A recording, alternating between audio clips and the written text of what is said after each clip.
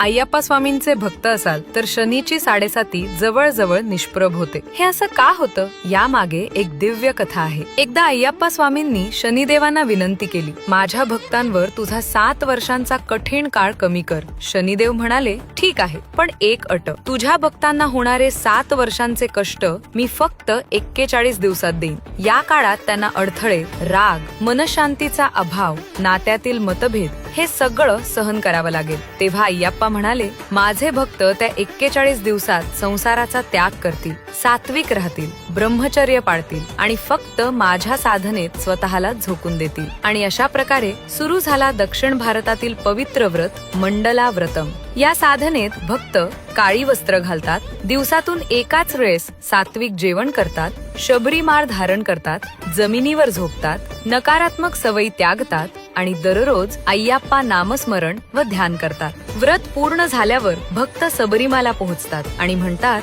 स्वामी शरणम अय्यप्पा शरणम. तेव्हा शनी दोषाचा प्रभाव क्षीण होतो आणि जीवनात शांती आणि समृद्धी येते. म्हणूनच म्हणतात, 41 दिवस स्वतःला जिंकणारा 7.5 जिंकतो.